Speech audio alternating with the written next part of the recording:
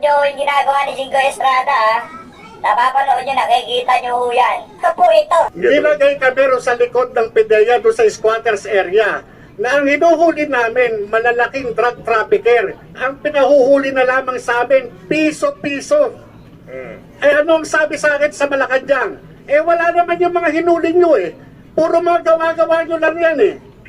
Matitinong mga inchik yung mga hinuli nyo eh. Pero pinakita ko sa kanila sa briefing, dala-dala ko yung record ng Anti-Money Laundering Council ang nakapirma, Central Bank Governor, Security Exchange Commission at saka yung Insurance Commission. Tatlo yan. Tatlo yung nakapirma na yan doon sa AMLAC document. At ito, sa 200 billion po na financial investigation na kinandak namin sa tulong ng AMLAC, 200 billion po. 200 billion pesos po yung accumulated na pondo na naiipon ng drug lord. Ang inabot na lamang po ng AMLAC doon sa Asset Preservation Order is 130.4 million na lamang po. Okay, pero pinaniwala ho nila yung mga sinasabi ko. Sandali. Yung pinatawag ka, that was not related to this particular halted operations. Ibang operations yun. Iba-iba po yun. Iba-iba po. Ang ano ko po nun, bakit hindi natutuloy yung mga operation? Bakit sinusuppress nila yung aming pagtatrabaho? Yun po ang issue ko doon eh. Ang ano ko sa kanila, bakit ganito? Samantalang yung mga sinundan nung Director General na inilagay ni na Secretary Ochoa, hindi naman po ganun. Hindi naman po ganun na biruin ninyo. Ang mga tinatrabaho namin based sa case operational plan, biglang ilalagay kami doon sa Barangay Pinyahan at paghuhulihin lang kami ng piso-piso. Pag nahulin mo yung pusher, wala kang karapatan na piso-piso. Pag nahulin mo yung pusher, wala kang karapatan na i-follow up ito. Kayo, Your Honor, galing kayo sa law enforcement. Pag nakahuli ka, pataas ho ba, di ba? Pataas ho ba, di ba yung trabaho natin? Eto, pag nahuli mo, tuldo ka na dyan. Wala ka ng karapatan. Ano po? O ano, Jingoy? May follow-up question ka ba ba? DDGO po namin siya. That's pure hearsay. Ay inaayos ako. Allegedly, by the camp of a certain James Kumar and Lisa Marcos, through a common friend named Eric Santiago, alias Pico. Jonathan Morales, Agent Jonathan Morales. Ito na po. About the halt of operation, why was the planned operation halted? Ano ba ang mga dahilan na sinabi ni ASIC Gadapan? Nagkaroon ba ng proper documentation sa order nito? Sa unang entrada pa lang ni Senator Bato, talagang yung mga tanong, kumbaga, naka-itemize na. Good job, Senator, good job. No, Your Honor. Bali, nalaman ko lang yun. Bali, nung May, bago po ako, bago ako umalis sa papuntang Ilaya, Thailand, nung magkausap kami, allegedly, ang sabi niya, CES daw po yung nagpa-hold, nung operation. Yes. Executive Secretary po yung sabi. Alam niya sa akin. Sinong ES? Si Executive Secretary Ochoa po. Yun po Naku, yung naniwala ka. Ay, DDGO po namin siya. that's pure hearsay. Ay, natural, amo niya yung maniniwala siya. Ito naman si Jingoy. Parang Yun po yung Wala sabi ka. niya. Naniwala ka ba? Yun po yung sabi niya sa akin, Your Honor. That's right. That will not stand in court. That's pure hearsay. Your Honor, yun po yung sabi nung aking... Kaya nga, sabi nga, that is pure hearsay. That will not stand in court. natin court. Superior na yun, Jingoy. Sabi niya, basta ang sinabi niya, tigilan niyo Yan. Jingoy. Ganun, mapapahamak tayo dyan. Hindi. Uy, Malacanang, panoorin niyo si Jingoy na para sa akin sa ating bayan. Yung noong 2012 pa meron ng advokasya para sa illegal na droga. Siya ko ngayon ang ginigisa nitong si Senator Jingoy Estrada. Good job, Senator Jingoy. Galing, galing. Intro pa lang ho ha. Makakaumpisa pa lang ho. Sobrang saya na natin kay Senator Jingoy. Superior get the information.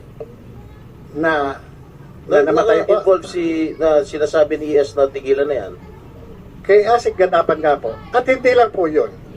Ako po ay naimbitahan sa Malacanang Nino?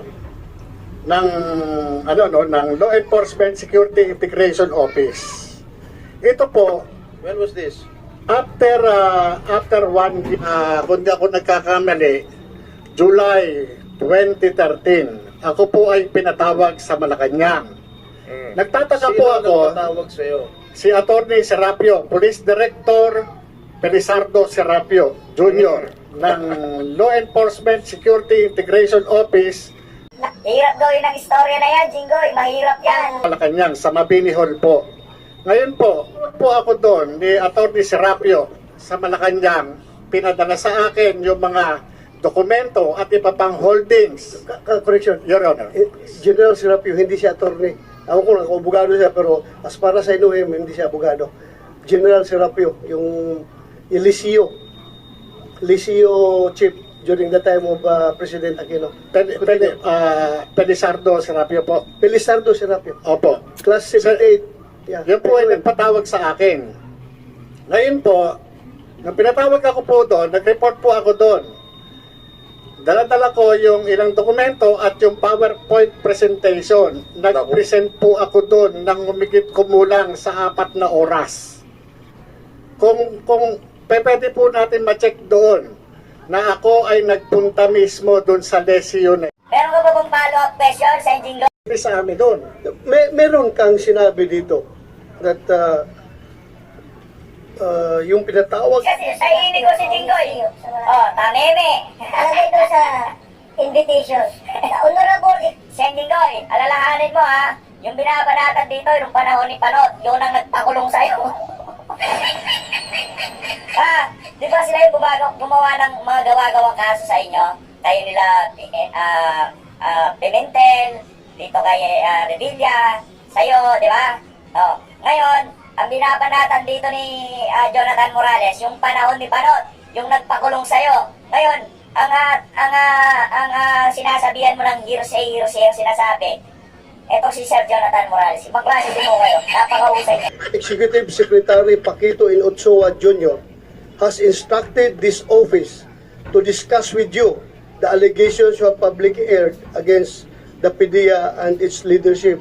So ito na yung sinasabi mo ngayon. Ito po yung letter mismo ng Malacanang sa akin. But before we continue, I would like to acknowledge the presence of Senator Mark Villar. Thank you, Your Honor, for joining us. So, sabi mo pa, pinagalitan ka doon sa meeting na yun. Yes, Your Honor. Hindi totoo mga drug lord ang nahuli nyo. Yes, Your Honor, yun po. Minaliit po talaga. Ba't hindi ka pinagalitan dahil dito sa operation? Lahat po, Itong particular case. lahat po yan, kasama po yan sa mga nabanggit ko po, Your Honor. Nanggigigil si Jinggoy, wala na ho siyang follow-up doon sa hearsay niya. Jinggoy! Kasama ko. Kasama yun. Yun nga po ang pinagtatako. May nagtataka ko. Malacanang, dalawa lang kayo. Ay, sa Malacanang, Your Honor? Sa Malacanang po, ako, at saka itong si Director Police Director Serapio, at saka yung meron pang doon meron pa ibang tao, Your Honor. You briefed them that day? Sir, Your Honor? Did you brief them that day? Yes, Your Honor. Ito po Galing yung, na si Jinggoy. Did you brief hindi ko na them lang that po day? Kung 29 o 30 ako nagpunta, Your Honor. So after the so-called briefing, what happened? Ayun po, at after the briefing, yung nga po, binaliwala nila yung mga sinasabi ko. Sa kabila ng meron naman akong mga ipinakikita na pruweba patungkol doon sa mga tinatanong nila, pero sa kabila noon, wala na silang, sa akin, hindi sila interesado sa mga sinasabi ko, Your Honor. Let me invite your attention, if I may, to who you are. Yes, Your Honor. Pakinggan natin to si Jinggoy. 1993, yun. Exact date. 1993, Kailan ka natanggal? saan, Your Honor? Ha? Saan po, Your Honor? From the service. Sa PIDEA po. PNP. Sa PNP po, yung sinasabi po ni General Lasso, Just answer my question. Kailan ka Nako. natanggal? When were you dropped from the rolls of the Philippine National Police? matrap po ako, hindi ko na po matandaan, Your Honor. Wala po sa akin yung dokumento ngayon. Your Ilan Honor, taon ka nandito po nagservisyo yun. sa police?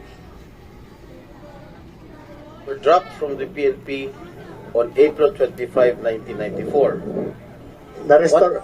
Hindi po ako, hindi po ako pamilyar doon sa date. Kung tatanungin niyo po sa akin yung exact date, wala po sa akin yung eksaktong dokumento. Hindi mo alam kung kailan ka natanggal sa serbisyo?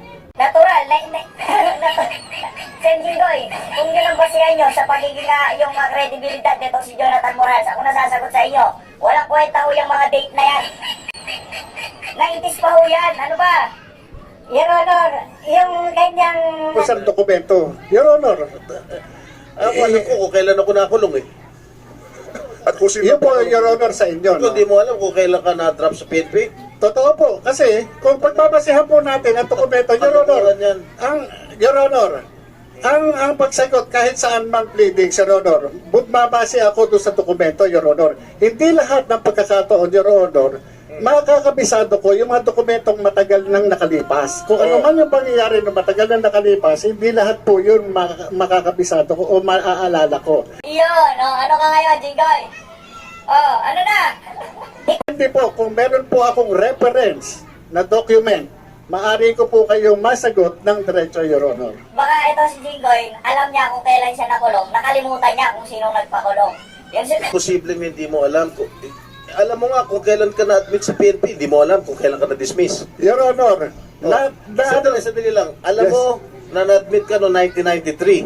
Hindi mo alam kung kailan ka na-dismiss sa PNP. Your Honor, The following year na-dismiss ka na. Your Honor, yung sinasabi nyo drop, magkaiba po yung drop doon sa dismissal. Okay, you were dismissed a few months after, 1994 din.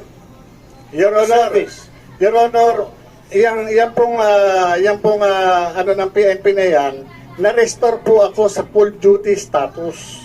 Meron naman po yan dyan na kung i-recall ko, ako ay na-restore sa full duty status. May mga ano po yan, may mga dokumento na nandiyan. Okay. Tell me the reason why you were dismissed. Ang kaso mo is awol. Kasi nagkasakit ka? Yes, Sir Honor. Yan, na-restore po ako. Na-restore po ako nung panahon na yan, kaya po ako nakabalik. Your Honor. Okay. You were reinstated 3 years after, December 30, 1997. Am I correct? Yes, Your Honor, dahil nagkaroon ako ng mga, sa PNP rin, Your Honor, ang problema, hindi po sa akin. Dahil nagkaroon ako ng communication sa PNP doon dahil dyan sa, na yan, doon sa ginawa nila sa akin. Consider yung aking, yung aking pleading sa kanila, kaya nagkaroon ng restoration sa full duty status ko, Your Honor. And after which, 10 years after, you were suspended from July 1, 2007 to September 2007. Why were you suspended? Yan po yung sa trabaho nun, Your Honor, parang hindi ako nagkakamali. O ngayon, naalala mo na. Hindi, Your Honor, ako sa akin, Your Honor, nire-recall ko yan eh. Kaya kung sasabihin nyo sa akin, yung mga exact date o ano bang mga hindi ko po talaga, tatapatin ko kayo, hindi ko talaga siya pero nire-recall ko siya para at least maiano ko sa inyo, Your Honor. Okay, then, 1 year after, you were dropped again from the PNP role. Why was that so? Hindi ko na po matandaan kung anong nangyari noon, Your Honor, kung doon sa sakit o ano man, hindi ko na po matandaan, Your Honor. Pero, Your Honor, yung sinasabi ni General Lasso na nagkaroon ako ng dismissal order, ito po, Your Honor, ito yung, nawalan ako ng nawalan ako ng ng karapatan ma-avail yung due process kasi meron tayong twin requirements para sa due process. Ito yung notice and hearing.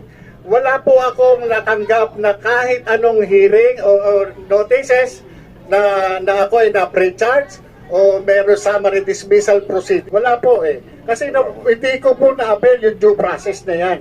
Yung sinasabi ka dyan. Hinayar ka ng PIDEA, you misrepresented yourself that you do not have any unbroken service in the PNP from 1993 to 2008. And Kung makita, yung mga nagtatanggol dito sa administrasyon na to, pagka nakita nila kung ano nga ba yung salubin ng sabay ng Pilipino, papanig itong mga tao.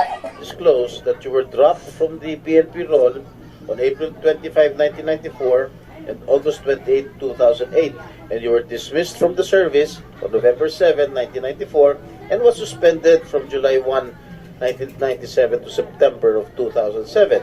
Your Honor, doon sa pag-accept Naiintindihan ko na ginagawa nitong si Senator Jinggoy. Ang ginagawa ho niya, pinapakita niya na sinisira niya yung credibility nitong si Sir Jonathan Morales. Pero hindi ho natin alam, hinahayaan niya lang magpaliwanag itong si Senator Sir Jonathan Morales. At yung mga paliwanag ho nitong si Jonathan Morales, talagang akmang-akma doon sa mga katanungan nitong si Jinggoy Estrada. Ayos, thank you, Sen.